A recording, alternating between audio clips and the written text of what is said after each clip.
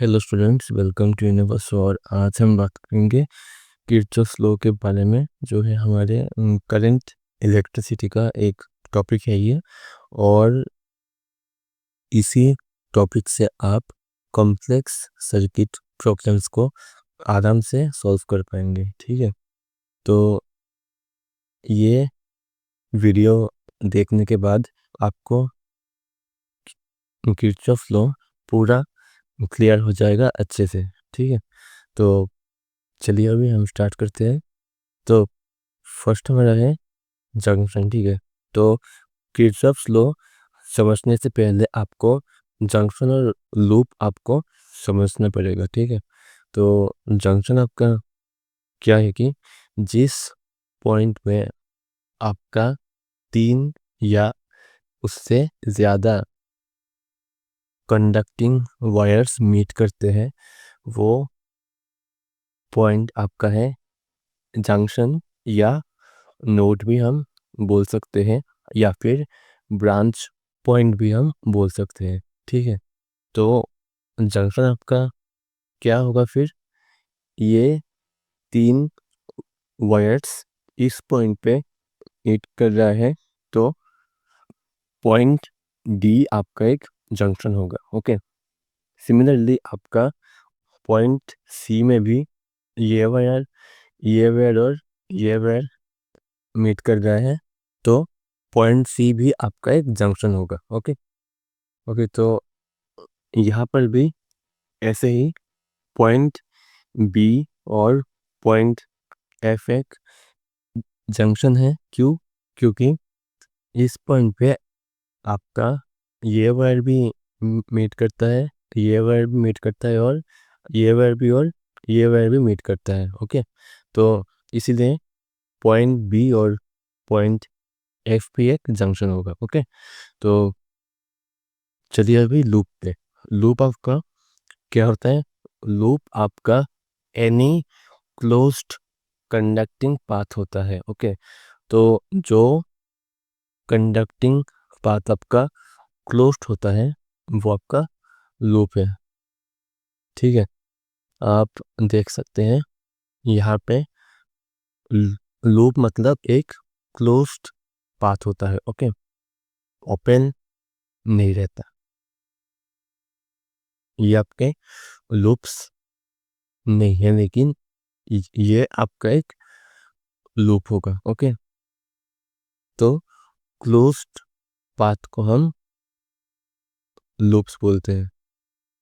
ठीक है, ओके, तो अभी आप आइए दूसरी जगह पे, जैसे कि अच्छा, तो आपका फिगर ए पर भी आपका ये आपका लूप होगा एक, और ये भी आपका लूप होगा एक। ओके, और ये पूरा भी आपका एक लूप होगा। ओके, सिमिलरली आपका इस फिगर पर भी ये आपका एक लूप होगा, ये भी आपका एक होगा लूप, और ये भी आपका एक लूप होगा, और ये भी आपका एक लूप होगा, पूरा सी डी जी ई। ओके ओके, अभी आप आइए दूसरी जगह पे। तो किरचॉफ्स लॉ में आपका 2 स्टेटमेंट्स होते हैं।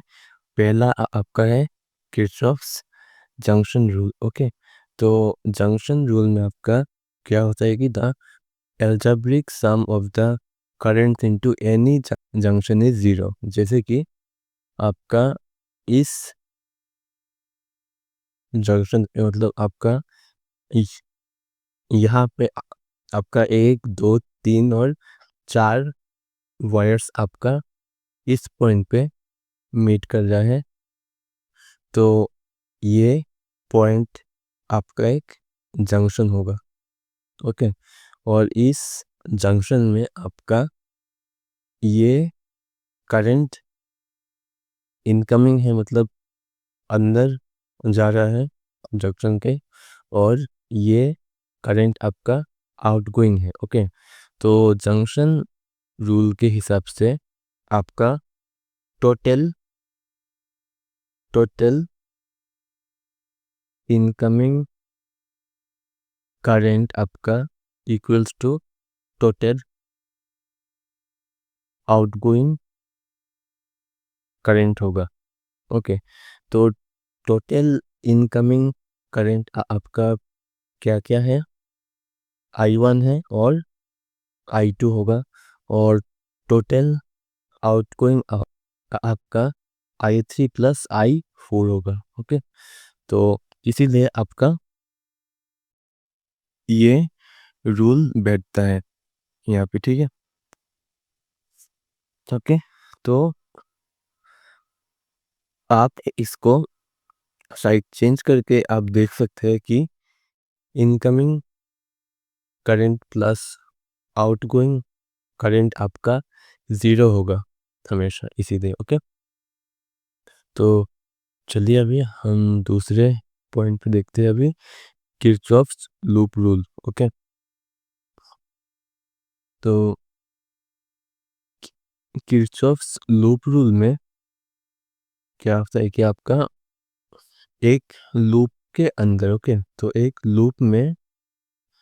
लूप के अंदर आपका टोटल पोटेंशियल डिफरेंस 0 होता है। ओके, तो इस लूप में आपका टोटल पोटेंशियल डिफरेंस 0 होगा। ओके, तो सपोज हमने करंट का डायरेक्शन हम पकड़ते हैं कि यहाँ से ऐसे फ्लो कर रहा है करंट, ऐसे करके। ओके, तो इस केस में हम देख सकते हैं कि आपका वो करंट इस पॉइंट से इधर में फ्लो करता है, और करंट का डायरेक्शन आपका पॉजिटिव टू नेगेटिव होता है हमेशा। ओके, देन इस केस में हम बोल सकते हैं कि आपका ये ईएमएफ पॉजिटिव होगा, ये नेगेटिव है। सिमिलरली आपका ये पॉजिटिव होगा, ये नेगेटिव है। ओके, तो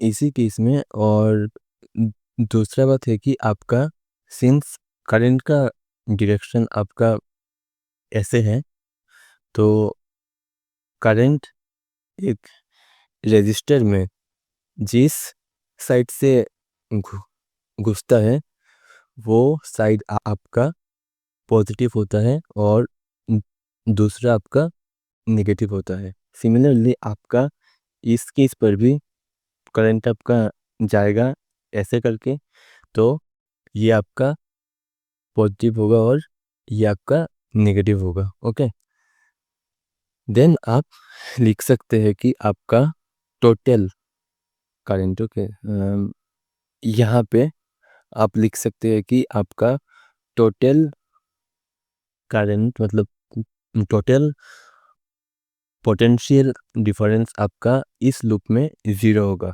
कैसे, आप अभी देखिए, करंट जिस पॉइंट से बाहर निकलता है उसका साइन पकड़ना है हमें।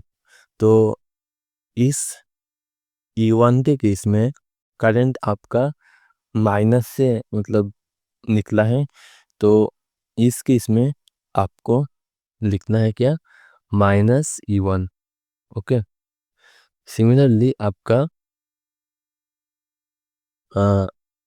यहाँ पर माइनस से निकला है, तो लिखना है आपको -IR1। क्यों, क्योंकि इस रेजिस्टर के अक्रॉस पोटेंशियल डिफरेंस आपका करंट इनटू रेजिस्टेंस होता है, तो इस केस में करंट आपका I था और रेजिस्टेंस आपका R1 था, इसीलिए। ओके, तो सिमिलरली आपका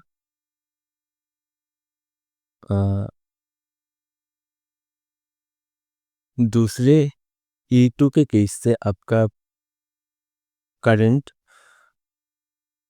पॉजिटिव साइड से निकलता है, तो इस केस में आपका E2 प्लस हो जाएगा, तो प्लस E2। ओके, सेम आपका R2 भी माइनस आई R2 होगा। ओके, और तो कुछ है नहीं, तो ये आपका total potential difference equals to 0 हो जाएगा। ओके, तो ऐसे हम अप्लाई कर सकते हैं किर्चॉफ्स लूप रूल को। ठीक है, तो अभी आप आइए इस क्वेश्चन पे। तो इस क्वेश्चन में आपको इन दोनों ब्रांचेस का आपको करंट फाइंड करना है। ओके, मतलब इन सभी ब्रांचेस का आपको करंट फाइंड करना है। तो ब्रांच आपका क्या होता है कि ए बी एक ब्रांच होगा, बी सी एक ब्रांच होगा, बी ई एक ब्रांच होगा, मतलब ऐसे करके आपका एक ब्रांच बनता है। ठीक है, तो आपको इन सभी ब्रांचेस का करंट आपको फाइंड करना होगा। ओके, तो इसीलिए हम यूज़ करेंगे लूप रूल को। तो लूप रूल के हिसाब से हम पकड़ लेते हैं कि आपका करंट ऐसे फ्लो करेगा I1, और ऐसे आपका इस लूप में I2 फ्लो करेगा करंट। ओके, तो यहाँ पे दो लूप है, और दोनों लूप में एक में आपका I1 और दूसरे में आपका I2 फ्लो हो रहा है। ठीक है, तो इस लूप में सिंस I1 है, तो इस केस में क्या होगा आपका, यहाँ से यहाँ I1 होगा, ये भी I1 होगा, ये भी I1 होगा। Okay, I1 I1। ठीक है, और इस वोल्टेज में आपका ये माइनस है, ये प्लस है। सिमिलरली आपका ये माइनस है, ये प्लस है, ये प्लस है, ये माइनस है। ओके, और सिंस करंट आपका इधर से जा रहा है, तो इस केस में आपका ये होगा प्लस, ये होगा माइनस, सेम आपका ये प्लस, ये माइनस, सेम आपका इस केस में ये प्लस, ये माइनस होगा, और तो बाकी आपका ये भी करंट आपका इधर से होगा I2, इधर से होगा I2, तो ये प्लस, ये माइनस हो जाएगा। ठीक है, और दूसरा आपका एक बात है, ये इस ब्रांच में क्या होगा करंट, सिंस आपका इस मतलब ब्रांच में से आपका I1 भी है और I2 भी है, तो इस ब्रांच में आपका आप क्या लिख सकते हैं, मैं एक बार दिखा देता हूँ।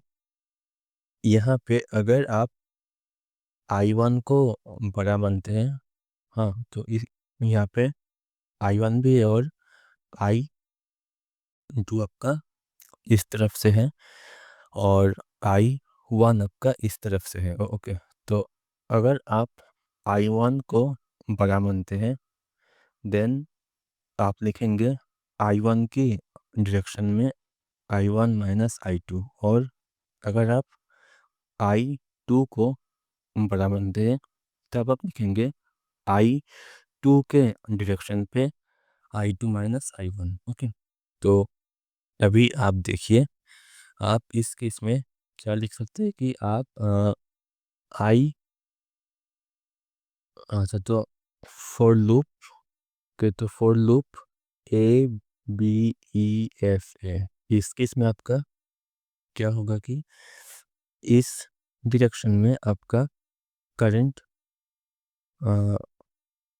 फ्लो करता है, तो ये आपका प्लस से निकलेगा। तो इस केस में आपका ये प्लस होगा 2 वोल्ट, और इस केस में आपका करंट प्लस से माइनस आपका फ्लो होता है, तो इस केस में आपका -4I1 होगा, और नीचे आपका सेम माइनस से प्लस है, तो ये आपका +4 होगा, और और इस साइड में आपका -2I1 होगा। ठीक है, तो अब लिख सकते हैं इस केस में +2 -4 I1 और +4 और -2 I1। ओके, और इस लूप में हमने ये +4 लिया है। क्यों? क्योंकि जिस लूप में आपका I1 फ्लो होगा उस लूप में हम डायरेक्शन लेंगे I1 का। ओके, और दूसरे लूप में I2 है, तो इस लूप में हम I2 का हम देंगे डायरेक्शन। ओके, तो इसको सॉल्व करने के बाद क्या मिलता है हमें? Implies 6 -6 I1 = 0। सो I1 आपको +1 मिलता है, मतलब 1 एम्पियर होगा।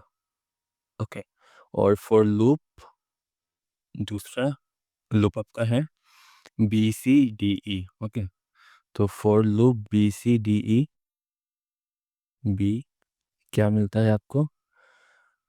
तो यहाँ पे आपका करंट फ्लो होता है +2 ओम में जाता है और माइनस से बाहर आता है।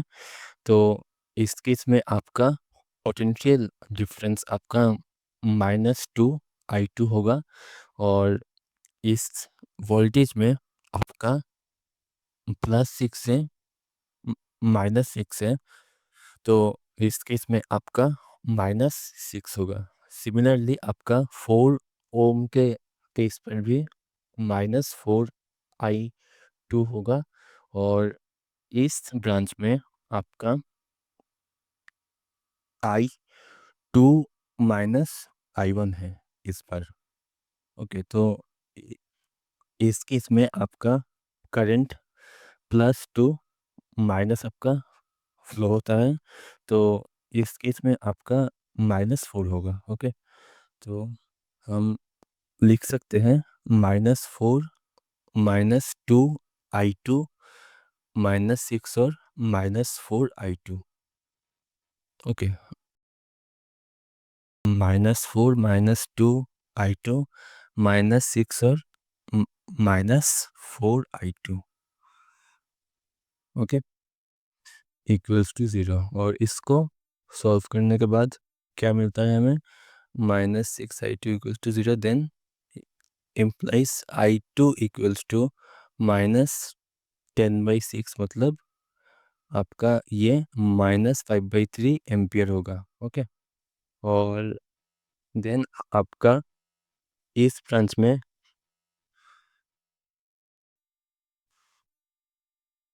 ब्रांच में हम पकड़ लेते हैं कि करंट आपका I3 है, जो आपका I1 -I2 होगा। ओके, तो इस ब्रांच में हम लिख सकते हैं I3 = I1 -I2 = 1 -5/3 = 1 + 5/3, और इसको सॉल्व करने के बाद 8/3 एम्पियर हमें मिलता है। ठीक है, thank you for watching the video, और अगर आपको ये वीडियो अच्छे लगे तो आप में लाइक, शेयर और सब्सक्राइब करना मत भूलना, और इस वीडियो को अपने दोस्तों के साथ भी शेयर कर देना। Thank you, bye bye.